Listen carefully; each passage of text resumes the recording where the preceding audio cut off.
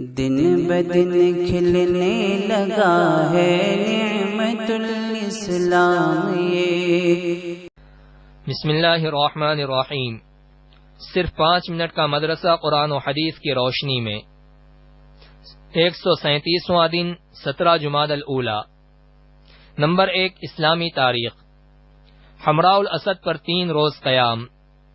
غزوہ احد کے بعد ابو سفیان اپنا لشکر لے کر مکہ واپس جاتے ہوئے مقام روحہ میں پہنچ کر کہنے لگا، ہمیں مکمل طور پر فتح حاصل کرنا چاہیے تو نعوذ باللہ محمد صلی اللہ علیہ وسلم کو قتل کیوں نہ کروں، چلو واپس جا کر مسلمانوں کو صفحہ ہستی سے مٹا کر آئیں۔ جب رسول اللہ صلی اللہ علیہ وسلم کو اس کی اطلاع ملی تو آپ صلی اللہ علیہ وسلم نے صرف ان مسلمانوں کو اس کا پیچھا کرنے کا حکم دیا جو جنگ احد میں شریک تھے۔ مسلمان زخمی اور خستہ حال ہونے کے باوجود فوراً تیار ہو گئے اور مدینہ سے 8 میل دور حمراء الاسد مقام پر پڑاؤ ڈالا۔ جب ابو سفیان کو ان کی بہادری اور شجاعت کا پتہ چلا کہ محمد صلی اللہ علیہ وسلم پھر اپنے ساتھیوں کو لے کر مقابلے کے لیے پیچھا کر رہے ہیں تو اس پر خوف طاری ہو گیا اور سب کی ہمت پست ہو گئی۔ بالآخر ابو سفیان اپنی فوج لے کر مکے کی طرف روانہ ہو گیا۔ حضور صلی اللہ علیہ وسلم نے وہاں 3 روز قیام فرمایا اور اطمینان کے ساتھ مدینہ واپس آ گئے۔ نمبر 2 اللہ کی قدرت۔ معدے کا نظام۔ انسانی جسم کے اندر جو نظام چل رہا ہے ہمیں اس پر غور کرنا چاہیے۔ انسان جب لقمہ منہ میں ڈالتا ہے وہ معدے میں پہنچتا ہے، معدہ اس کو پکاتا ہے، پھر اس غذا کا جو اچھا حصہ ہوتا ہے اس کو باریک رگوں کے راستے سے جگر تک پہنچاتا ہے، پھر جگر اس کو خون میں تبدیل کرتا ہے، اس خون کو باریک رگوں کے راستے سے پورے جسم میں بقدر ضرورت سپلائی کرتا ہے، اور معدے میں جو فاسد مادہ ہوتا ہے وہ پیشاب و پاخانے کے راستے سے باہر نکل جاتا ہے۔ اندر کا یہ سارا نظام کون چلا رہا ہے؟ بلا شبہ وہی وحدہ لا شریک ہے۔ نمبر 3 ایک فرض کے بارے میں۔ صبح کی نماز ادا کرنے پر حفاظت کا ذمہ۔ رسول اللہ صلی اللہ علیہ وسلم نے فرمایا، جس نے صبح یعنی فجر کی نماز ادا کی وہ اللہ کی حفاظت میں ہے۔ نمبر 4 ایک سنت کے بارے میں۔ مونچھوں کو تراشنا۔ رسول اللہ صلی اللہ علیہ وسلم مونچھوں کو تراشتے تھے اور فرمایا کرتے تھے کہ حضرت ابراہیم علیہ السلام بھی ایسا ہی کیا کرتے تھے۔ نمبر 5 ایک اہم عمل کی فضیلت۔ کسی کو کھانا کھلانا۔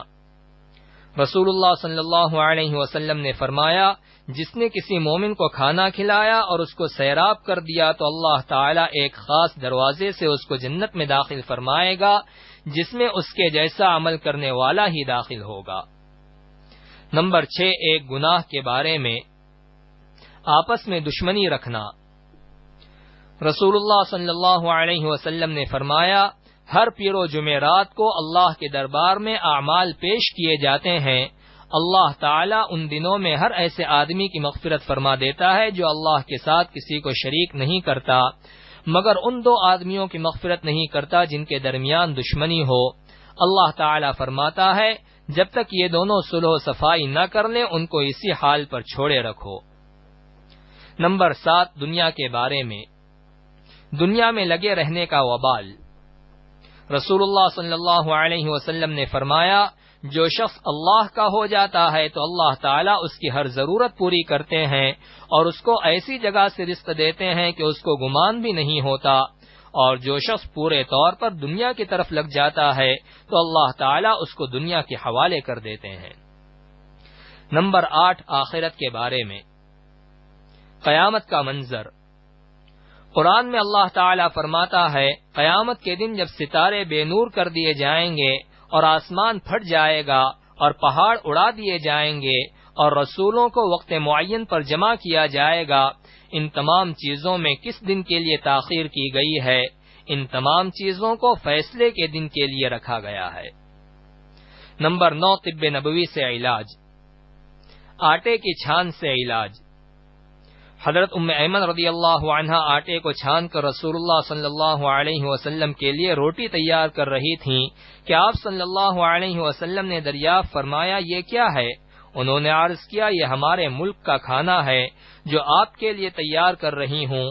تو رسول اللہ صلی اللہ علیہ وسلم نے فرمایا، تم نے آٹے میں سے جو کچھ چھان کر نکالا ہے اس کو اسی میں ڈال دو اور پھر گوندھو۔